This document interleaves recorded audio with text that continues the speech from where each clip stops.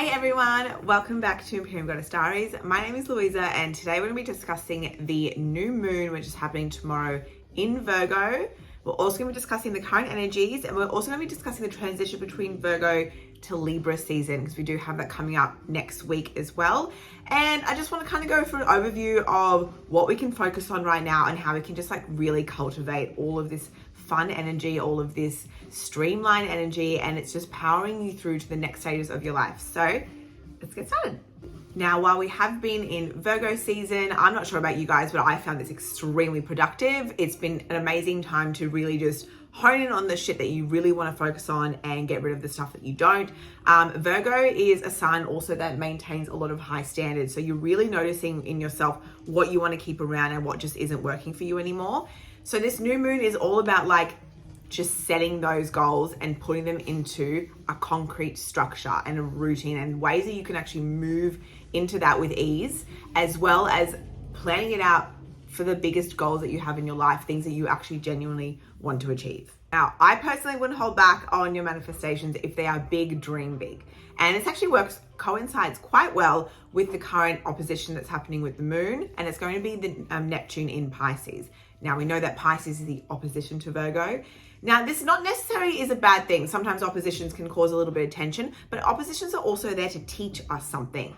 And what can you potentially bring in from the opposite sign to the sign that we're focusing on now? So right now, while the moon is in Virgo and Neptune is in Pisces, and they are in opposition, depending how big you like your orbs. I usually do my orbs at 10 degrees. But with this specifically, Pisces is the dreamer, whereas Virgo is very grounded and structured and stays a little bit more in a box.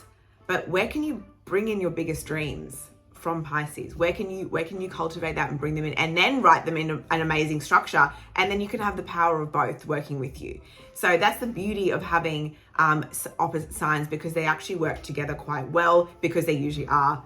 Some things are missing in some signs and some things are actually really similar, but I'll go into that in another video. So I had a bit of a change in outfits.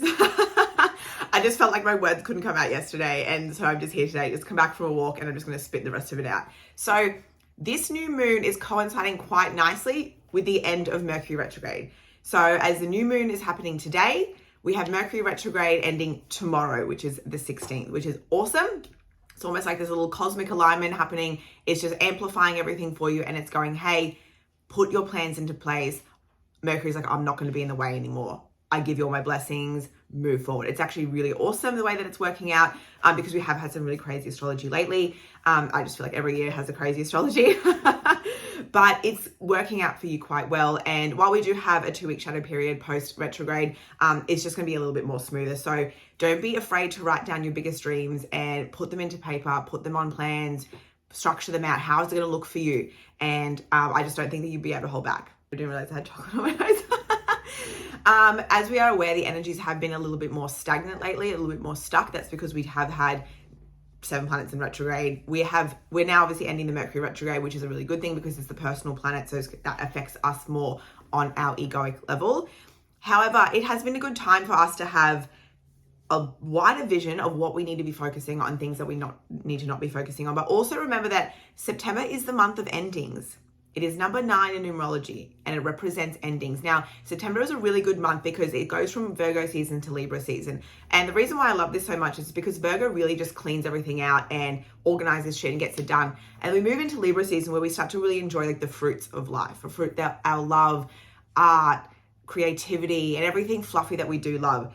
But the one thing I do always like to remind everyone, and also remind myself as well, when we do move into Libra season, we can get swept up in it.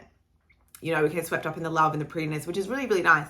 But just remember to hold your standards strong. That is what Virgo likes to teach us. Hold our standards really strong and move them forward throughout the whole year.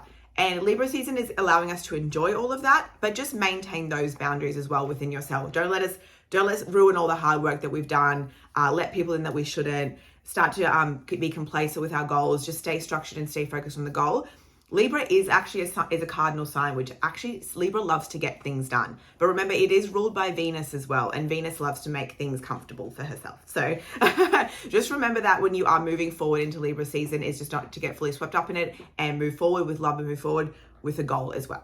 So this new moon is actually making a grand trine in earth signs. Now, grand trines are only made in the element of the sign. So you can only have air sign grand trines, earth sign grand trines, fire sign, and water sign. So what happens in a grand trine is basically a big culmination of 3 different planets all working together in a nice little triangle shape. So the grand trine is connecting to Pluto and Capricorn, Uranus and Taurus. So you've got the nice little earth grand trine. Grand trines in earth signs represent stability, durability, groundedness, and structure. So we all know that all earth signs represent that fully. But what this is teaching us right at this moment, it's so powerful, that is to concrete the things that we want to create. Start really, really putting them into practice. The power of this new moon is really awesome. I'm loving the energy at the moment. It's quite refreshing. But it's also very like, come on, let's get shit started. Let's not dilly-dally. Write things down, start putting this into place, because you will start to see things as you start putting things into action. We all know that the only way that we can even move forward in this world is if we take action, because the physical world requires action. We can think about things that we want, we can create things in our mind, we can say all the affirmations that we want, but it really comes down to taking action, because that's what the physical is for.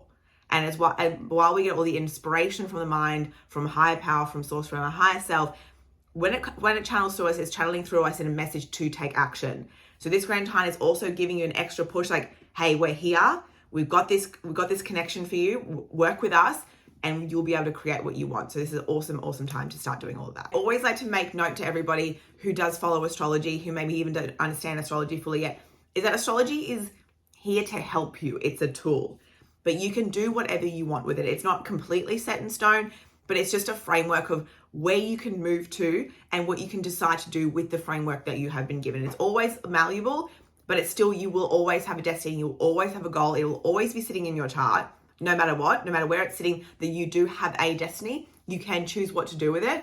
And a lot of the time, I even find people, when I talk to people about doing their charts and about astrology, I always find that later in life, maybe, in their 30s or 40s, they think about things they loved when they were a teenager, things about they loved when they were a kid, and they really pursue those passions. So remind yourself, if you're kind of feeling maybe a little bit lost at the moment, you're really unsure on where you want to be going, think about the things that you really loved doing when you were younger. Those messages came through so fast, so heavily, and you thought about them with no restrictions because you were so much younger and the world didn't taint you just yet. Or you say, for example, you didn't get, you don't have to experience life and experience the fear and experience lack and everything that comes along with it. And we forget all about our dreams.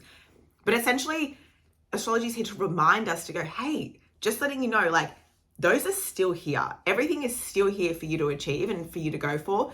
But the soul will always have to experience the things it needs to experience. And then when it comes back to itself, it'll realize its true self, but you'll have all this knowledge and wisdom that have come along with it as well. And that's one of the things I love the most about astrology and this whole journey and the spiritual awakening is just we remind ourselves to come back to us, because at the end of the day, it is only us. It is only ever us in the totality of it anyway. It's not anything external. We are one. You are me. I am you. We are all beings. We're just viewing the world through our own lens. We have all our own experiences, which is the entire point. It's the entire point to have our own personal experience. But I'm a type person, and I've recently come to realize this, that it's never actually too late to do anything. And the knowledge that you have acquired over time is knowledge that you needed to acquire in order for you to move forward and go for your passions. And you are so equipped for it.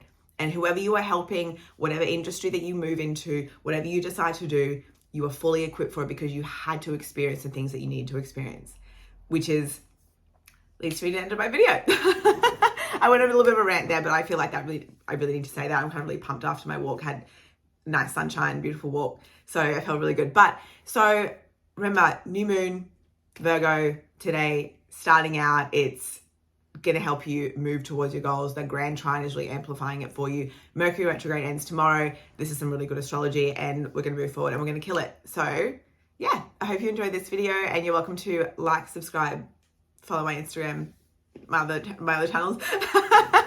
Anyways, have the best day.